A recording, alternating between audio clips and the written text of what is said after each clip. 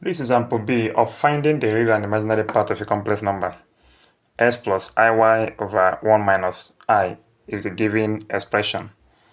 In this case now we're given in terms of s and y, not just a normal number. Same thing we did in the other one, we just have to change the denominator to the conjugate and use to multiply it. Yeah, so we'll get the conjugate, use to multiply the top and the down. So if you watch, you see that, let me remove this. So if you watch, you see that 1 minus I, we have changed it to 1 plus I, using it to multiply both the top and the down. This remains what it is. This one now is the main question we're given. The main question we're given. Why these two now are the multipliers? Yeah. So if you take this down and do the same thing we did before, you have this. Now look at, I know I didn't tell you this before, but the easiest way, it's like a kind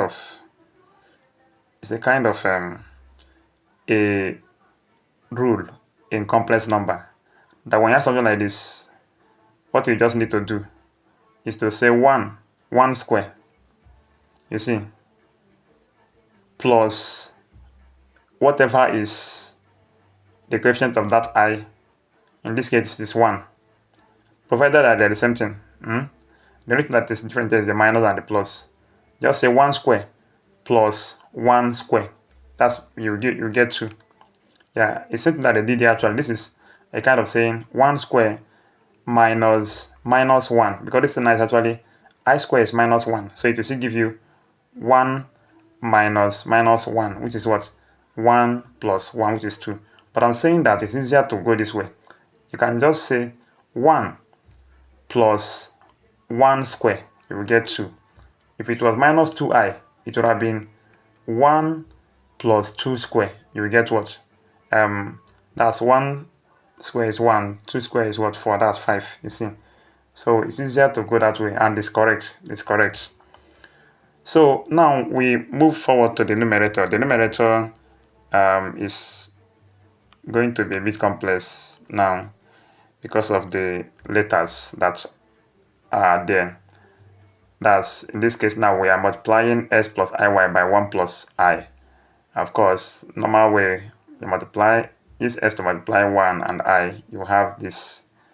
Use iy to multiply 1 and I, you have this. Again, as I mentioned earlier, if you want to multiply iy and I, the best thing to do is just to say I times I first, or sign, or multiply the sign first, plus times plus first, you have plus.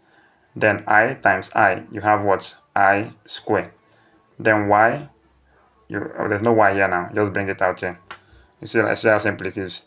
So when you have done that now, okay, this is a further simplification. Why do they do this? Because our aim is to separate this thing into two parts. So already the separation was done here.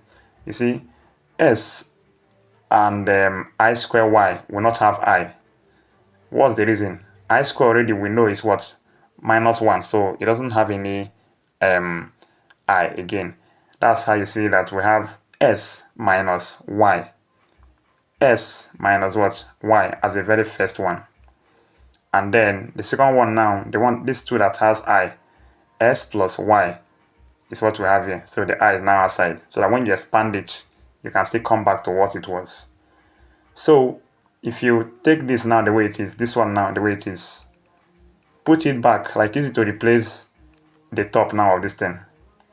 You get? And then the 2 now replace the denominator. You will have this over 2.